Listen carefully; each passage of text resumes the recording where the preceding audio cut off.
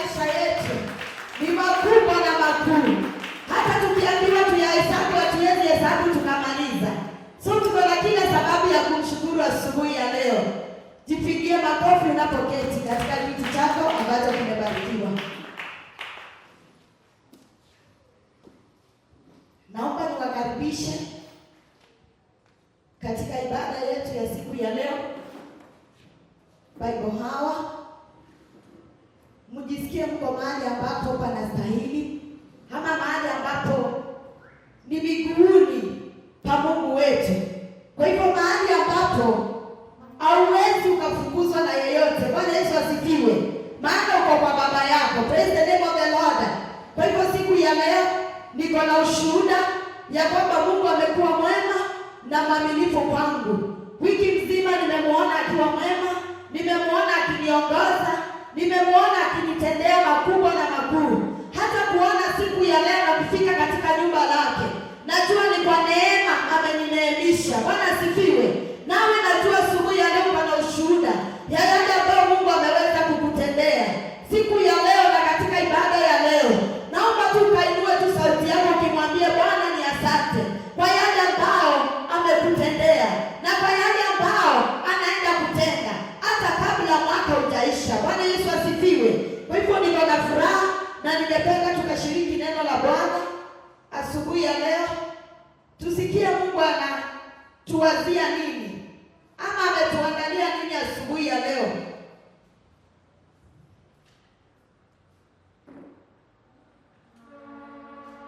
Najua ni mwaminifu kila wakati. Naomba tukaombe kwa ajili ya neno. Baba, katika jina la Yesu Kristo, naja mbele zako asubuhi ya leo.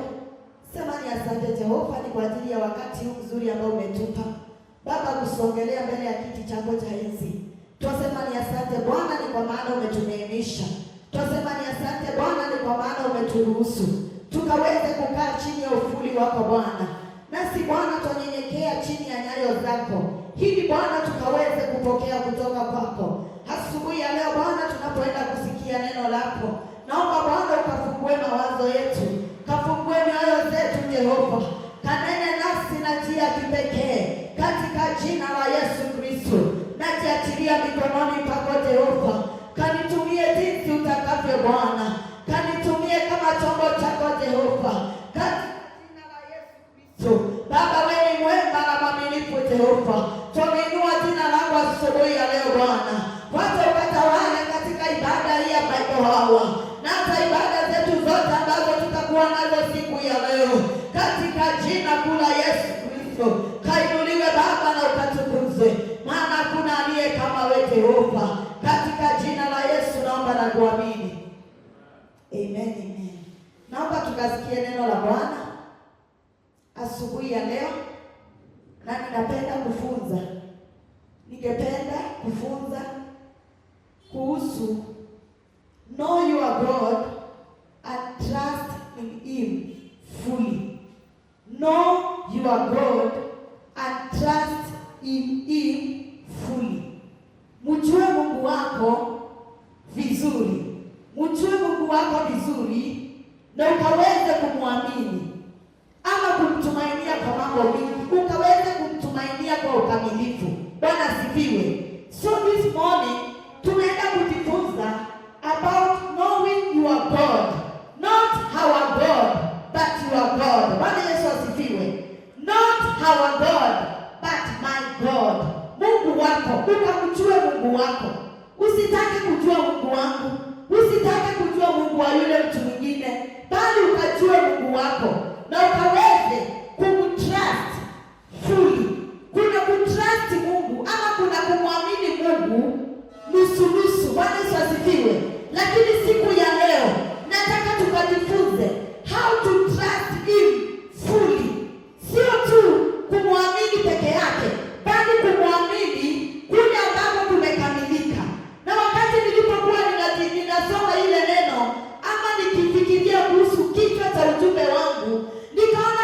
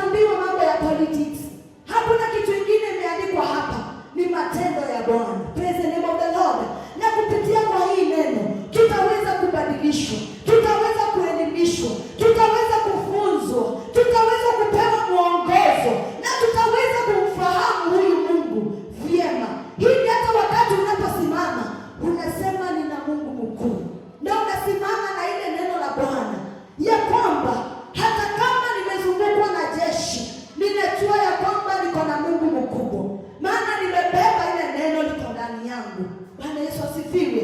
Kwa hivyo tuwe wengi wa kusoma neno hili kila wakati, neno litufunze hili kila wakati, neno lituelimishe. Who is my God? Ni nini huyu Mungu anaweza fanya? Ukisoma maandiko utaweza kupata yale ambayo Mungu aliweza kufanya, hata yale ambayo yalionekana yakiwa mazito, ya kwake haikuwa mazito. So wakati unaposoma ile neno, you will get to understand who is your God. Bwana Yesu asifiwe. Neno langu ni ya kwamba know your God, si Mungu mwingine, sio Mungu wa mtu mwingine. Maana wakati uko katika shida, wakati uko katika majaribu, unahitaji tu kumuita huyu Mungu wako.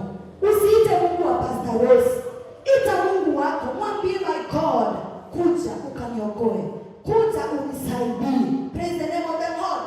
Walking with him, walking with him. Hii ni njia nyingine ya kuweza kumjua Mungu wako vyema, kutembea naye kwa ukaribu. Wakati unapotembea na Mungu kwa ukaribu, kuna mambo ataweza kukufunza. Bwana Yesu asifiwe.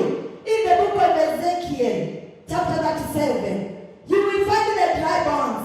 Na Ezekiel alikuwa anasema katika kule kutembea na Mungu, haliweza kufunguliwa macho zaidi, haliweza kufunguliwa macho, aliweza kufunguliwa macho zaidi. Na akatizama na akaona hizi mifupa hasio kukauka, zimekauka peke yake, bali zimekauka kabisa, zimekuwa dry kabisa. Bwana Yesu asifiwe.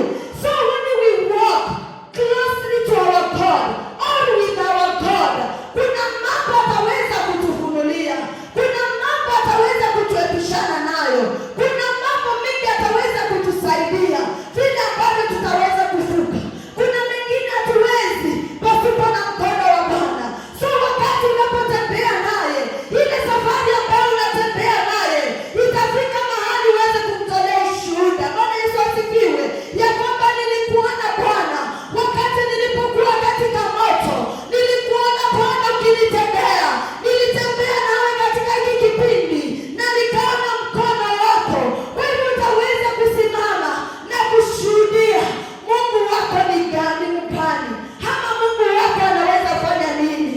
Si asubuhi ya leo tutamani kutembea na huyu Mungu, tutamani kutembea katika njia ambazo zinapendeza katika jina la Yesu.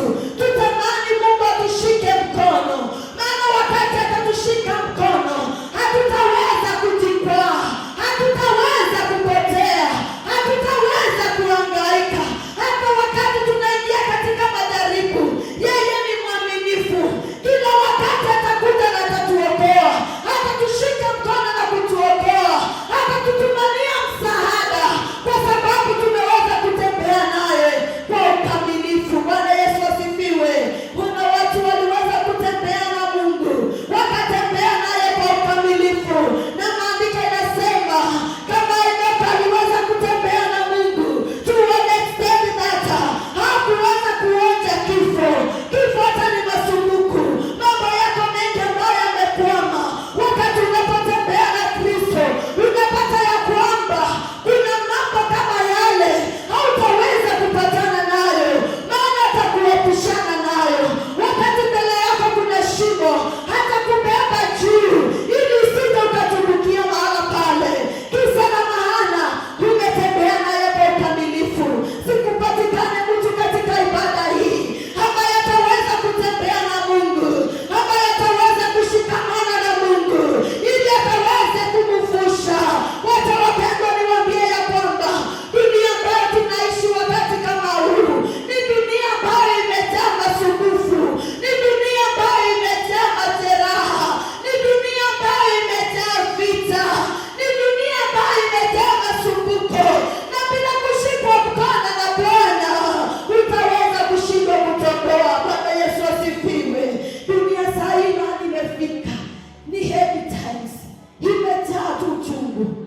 Hata ukikimbia kwa dunia unataka msaada, unapatana tuna uchungu. Bwana Yesu asifiwe. Lakini wakati ninapomjua Mungu wangu vyema na nitembee na yeye vizuri, hata wakati dunia itakaponipa uchungu, Mungu atanipa furaha. Praise the name of the Lord. Si tukaweze kuelewa Mungu wetu vyema. vyema, si tukaweze kumjua vyema, ili tukaweze kumsimamia, ili tukaweze kukaa katika ufuli wake. Njia nyingine ambayo ya kumjua Mungu vyema ni kupitia talking with him. It's through talking with him, ama kuwa na mazungumzo naye. What is prayer? Prayer is communication with our God. So, how can we talk with him? It's only through prayers. Bwana Yesu asifiwe. Maombi ndio inatufanya tunakuwa na hiyo conversation. Tunaongea na Mungu wetu vyema. Na kupitia kuongea na yule Mungu, hutaweza kumjua Mungu wako ni nani vyema. Maana the more you talk with him, the more you get to know him. Bwana Yesu asifiwe. Saa hii tusipokuwa watu wa kuongea na wewe sana, huwezi nijua mimi ni mtu wa gani. Lakini wakati tunapoongea vizuri, utaweza kuelewa huyu mtu ni mtu wa aina gani. Na si kuongea leo na tuongea tena next year ama next month. Ile kuongea ambayo iko karibu. Bwana Yesu asifiwe. So this communication with our God itatufanya tukamjue na tukamuelewe vyema.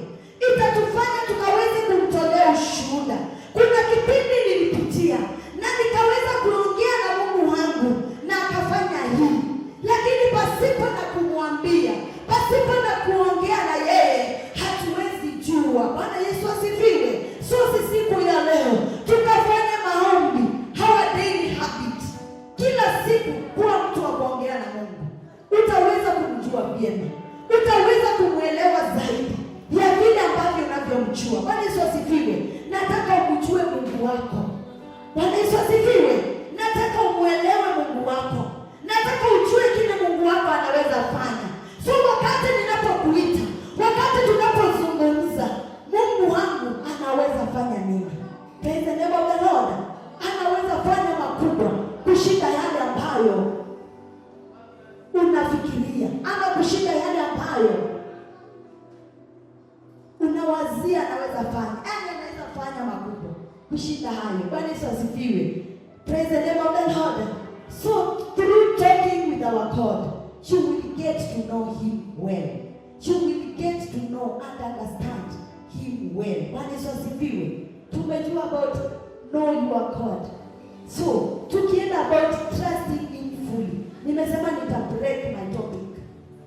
Know your God and trust in him fully. Now we go to trust him fully. Sasa tumeweza kumjua. Tutaweza kumjua hata. It's through studying his word, walking with him, and talking with him. You will get to know your God well. Na utaweza kumtolea ushuhuda. Trust in him fully. Trusting God starts with knowing who God truly is. So, trusting God fully. Nimesema sio kumwamini nusu. Like unamwekea mipaka. Najua Mungu unaweza fanya hii na hii najua huwezi fanya. Lakini kumtrust fully. Kwa ukamilifu. Praise the name of the Lord. That trusting God starts with knowing who truly he is. And acknowledging that you are fully known by him. So trusting in God fully is trusting God starts with knowing who God is. Lazima umjue Mungu wako. Na hivyo ndivyo nimeelezea pale mwanzo. Ili ukaweze kumwamini, lazima umjue yeye ni nani. Lazima ujue anaweza fanya nini. Ya kwamba hata nikiwa katika hii hali, nitamuita Mungu wangu na hata niangusha. Nitamuita Mungu wangu na hata niaibisha. Hata wakati ninapotegwa, nitamuita Mungu wangu na atakuwa my friend. Bwana Yesu asifiwe. Lakini kama haumjui, hauwezi ukatrust, ama hauwezi ukamwamini. Kuna mambo inaweza kuja katika maisha yako na unabaki ukisema, sijui nitafanya nini. Hili hali uko na Mungu mkuu. Bwana Yesu asifiwe. Nimekuja nikuambie, uko na Mungu mkuu. Usikubali kufika kwa kona. Muite huyu Mungu. Muamini kwa kila jambo na ataweza kukusaidia. So you should know that you are fully known by him. Lazima akujue kwa jina yako, lazima akujue kwa tabia zako, lazima akujue jinsi ulivyo. Bwana Yesu asifiwe. Kwa hivyo kumwamini tu Mungu, lazima naye Mungu akujue. Bwana Yesu asifiwe. So hata Mungu akaweze kukujua na Mungu akaweze kukuelewa wewe ni mtu wa aina gani. Anasema in the book of Revelation, I think chapter 3 verse 15, ya kwamba anachukia watu ambao wako leo ni moto, kesho ni baridi. So anasema watu kama wale atawatema nje. Bwana Yesu asifiwe. So if I know my God, nitaweza kuweka njia zangu sawa sawa ili akaweze kunijua vyema. Sio leo ananijua niko moto, kesho ninakuwa baridi tena. Lazima nitangaze msimamo. Na ninajua kila mmoja katika ibada hii ameshatangaza msimamo. Na kutangaza msimamo ni wakati ulipompokea. Bwana Yesu asifiwe. Wakati ulipompokea kuwa kama tegemeo la maisha yako. Hiyo inamaanisha ya kwamba uliadmit kutembea na huyu Kristo. Ulimkubali naye kupita kutoka pale ataweza kukuamini. Sasa ni wewe utengeneze njia zako, uweze kutembea katika utakatifu ili akaweze kukujua wewe ni mtu wa aina gani. Bwana Yesu asifiwe. Maana hata wakati anapokutumania hata kupata tu mahali ambapo alikuacha, hata pata ukiwa umeshaondoka. Praise the name of the Lord. So make sure God knows you. Praise the name of the Lord. Kuna watu wako katika ufalme wa Bwana, wameokoka, wanamjua Mungu, lakini Mungu hawajui, ama Mungu anawajua kivingine, sio vile ambavyo, sio kama vile ambavyo unaweza fikiria Mungu anakujua. Why? Mungu anatizama moyo. Wakati anapotumana kwangu, anaangalia moyo wangu, anapata moyo umejaa uchungu, anapata moyo umejaa chuki, anapata moyo umejaa madharau. Wakati ule Mungu ataweza kukupita. Bwana Yesu asifiwe. Maana yeye anatizama tu moyo wako. Moyo wako uko namna gani siku ya leo? So hakikisha ya kwamba you walk in the righteousness. Kaa katika utakatifu. Ondoa Mungu yote ambayo inaweza zuilia Mungu kukujua. Ondoa vita zote. Ondoa kila kitu tunaita uchafu wote katika moyo ambao unaweza zuilia Mungu kupenya katika moyo wako, kupenya katika maisha yako, kupenya katika huduma yako, kupenya katika kila hali yenye unahitaji Mungu atende. Maana wakati uko katika giza utamuita Mungu wako, lakini akitizama moyo wako anaona uko divided. Praise the name of the Lord. Anaona uko divided. Unamwamini lakini umwamini kwa ukamilifu. Praise the name of the Lord. Wakati mtoto anapongojeka, badala ukimbie kwa Mungu, umwambie Bwana nisaidie, moyo wako uko divided. To an extent that unaweza sema leo, wacha nikatafute miungu zingine ziponye mtoto wangu. Wacha nikatafute miungu zingine zinisaidie kuelewa ni nini inaendelea katika maisha yangu. Trust in Him fully. Praise the name of the Lord. Make sure He knows you by your name, by your character. Hili hata ukikuja kusimamishwa anaweza akakutetea. Bwana Yesu asifiwe. Kuna vitu zingine unaweza letewa, sijui niseme majaribu, tukuje tuambiwe Joy amefanya 1, 2, 3. Praise the name of the Lord. Lakini wakati Mungu anapomwangalia anasema huyu ninamjua vyema, hawezi imba kitu ya mtu, hawezi piga mtu.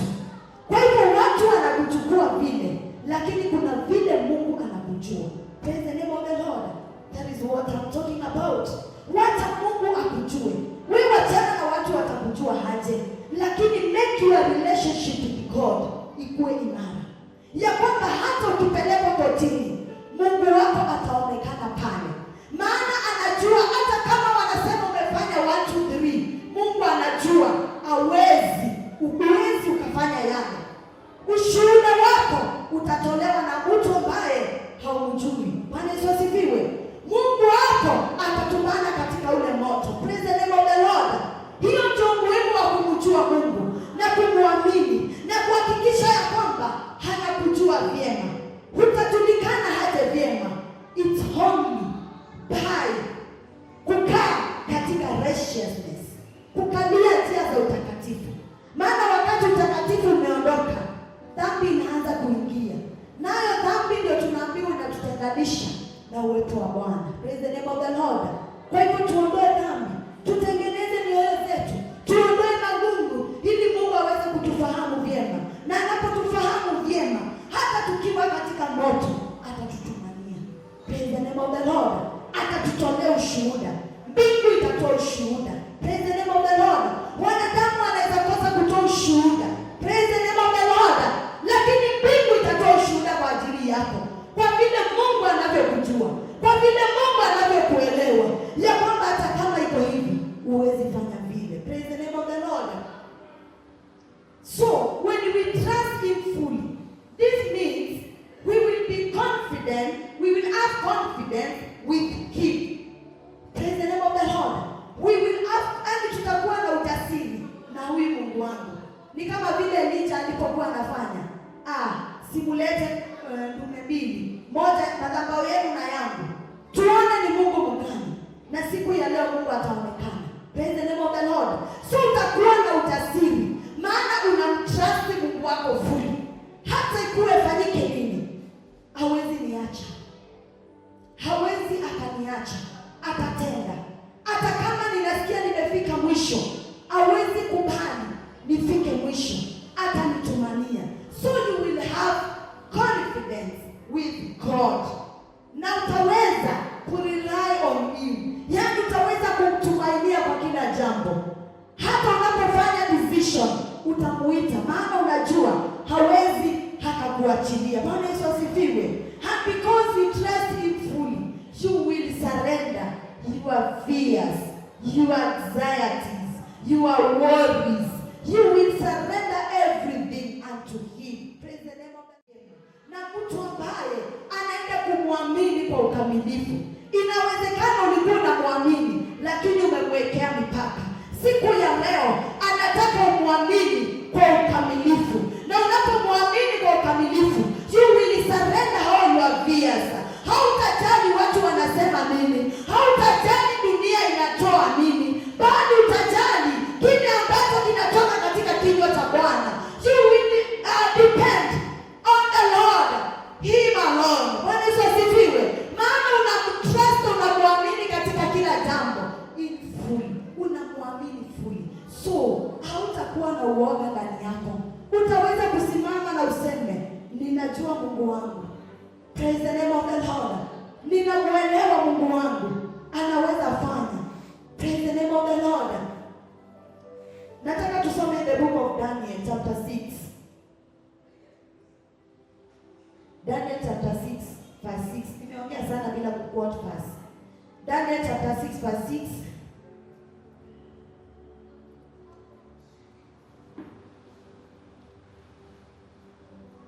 Tutasoma mpaka 10. Then tufuke twende 16 to 17. Neno inasema hivi. So the administrators and the satraps went as a group to the king and said, O King Darius, live forever. The royal administrators, prefects, satraps, advisors, and governors have all agreed that the king should issue an edict and enforce the decree that anyone who prays to any god or man during the next 30 days, except to you, O king, shall be thrown into the lion's den.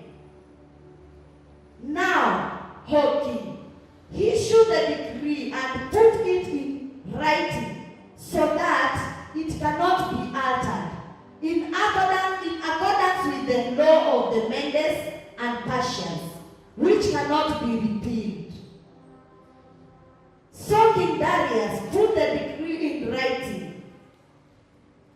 Now, when the Daniel learned that the decree had been published, he went home to his upstairs room, where the windows opened towards Jerusalem. 3 times a day go down his knees and prayed, giving thanks to his God, just as he had done before. Wacha tufike hapo.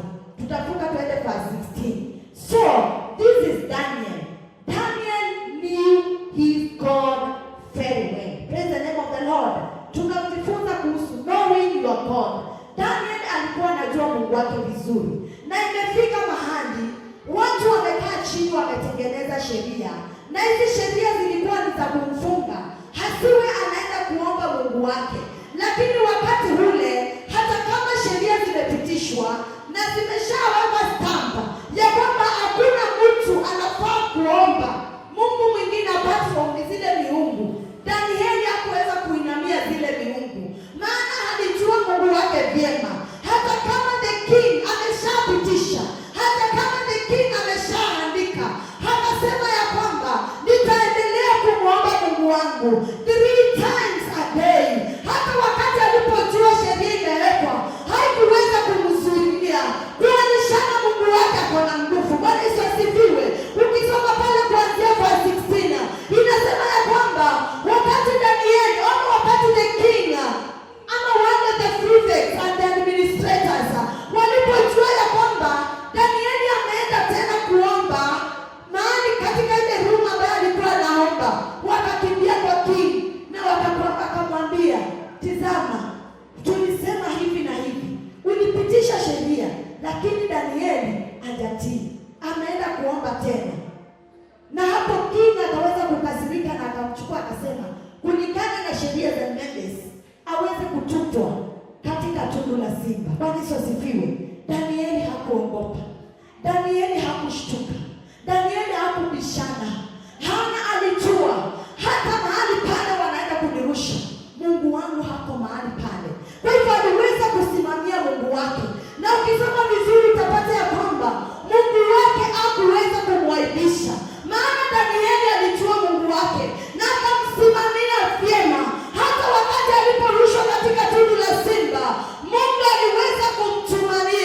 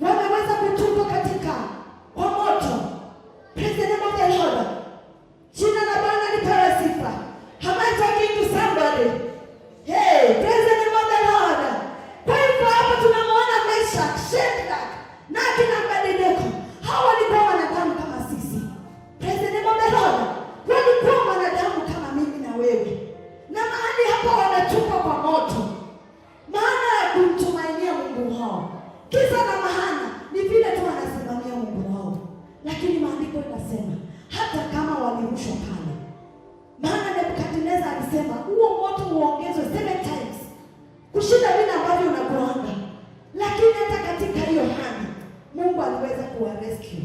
Nataka Mungu akarescue mtu siku ya leo. Wakati nilipokuwa tunaomba asubuhi, nilikuwa nasikia mioyo ya watu imefunika. Kuna watu wanapitia uzito mwingi sana. Leki unapata moyo wako umefunika. Hata kanisani uliingia tu moyo umefunika. Praise the name of the Lord. Si Mungu wako akurescue siku ya leo. Si akutumanie siku ya leo. Hiyo ni kitu kidogo inafanya moyo ufinyike. Kisa na maana utajua Mungu wako anaweza fanya nini. Utaelewa ni nini Mungu wako anaweza fanya. Hakina Meshach, Shadrach na Abednego hawakuweza kuinamia the king. Walimwambia kama ni hivyo Mungu wetu ataonekana, na wakarushwa pale. Lakini maandiko inaniambia hata wakati waliporushwa pale kulionekana mtu wa nne. Oh, hallelujah. Praise the name of the Lord. Kulionekana mtu wa nne pale katika moto. Maandiko inaniambia walirushwa kama wamefungwa. Sitaweza kusoma. Maandiko inaniambia walirushwa pale katika ule moto wakiwa wamefunganishwa wakiwa watatu. Lakini wakati the king alipoenda kuangalia, anaona watu wa nne wanatembea kwa moto. Walikufunga na wakakurusha katika hiyo jambo. Walikufunga na wakakurusha kwa hayo magonjwa. Bwana Yesu asifiwe. Lakini siku ya leo Mungu anakutumia msaada. Mungu anaenda kukurescue. Anatuma mtu wa nne. Naomba siku ya leo ukaona huyu mtu wa nne. Ninakuombea Mungu akufungue macho ili uweze kuona huyu mtu wa nne ambaye Mungu anakutuma ili akuje kutoa katika huo moto. Kuna wengi wako katika moto asubuhi ya leo na wanashindwa nitatoka aje. Simwamini Mungu wako. Siuinue imani yako asubuhi ya leo. Ujue ya kwamba Mungu anatuma mtu wa nne. Na huyu mtu wa nne ni malaika ambaye anatuma na Mungu kuja kusaidia kanisa, kuja kusaidia watu ambao wako katika moto. Ninaomba nipatikane moja wa wale ambao watatumiwa msaada siku ya leo katika jina la Yesu Kristo. Kwa hivyo wakati tunapomjua Mungu, kuna ushindi mkubwa unapatikana. Praise the name of the Lord. Kuna ushindi mkubwa unapatikana. Si ujue Mungu wako jamani. Hey, si uelewe Mungu wako vizuri. Si ujue Mungu wako anaweza fanya nini. Hauwezi ukatishwa. Si muamini kwa ukamilifu ili akaweze kukurescue, akaweze kukupatia ushindi. Praise the name of the Lord. So hata kama kukaje, Mungu atatuma msaada. Praise the name of the Lord. Mungu atatuma msaada. Nimekuja nikuambie, Mungu atatuma msaada. Bora umjue vyema. Bora umtolee ushuhuda. Umbali huu tumefika, mwaka unaenda kuisha. Mimi ninaweza kaa chini na niandike kitabu. Ile safari nimetembea na Mungu. Yale nimeona akitenda. Ninaweza simama na kutolea Mungu wako shuhuda. Sijui kama wewe siku ya leo unaweza andika kitabu ya matendo ambayo Mungu wako amekufanyia, ya jinsi ambavyo Mungu wako amekurescue, au ule ushindi amekupatia. Praise the name of the Lord.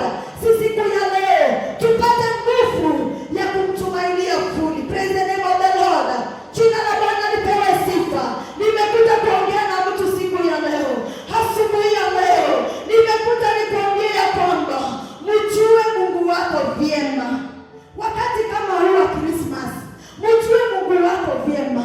Usiende uchanganyike na watu wakuondoe katika njia za Mungu. Mjue Mungu wako vyema na ukaweze kumsimamia na ataweza kukurescue. Nataka katika ibada hii tunapoenda kuinuka kuomba, tukamwambie Bwana, ninaomba unisaidie nikujue vyema, nikuelewe vyema, nikufahamu vyema. Bwana Yesu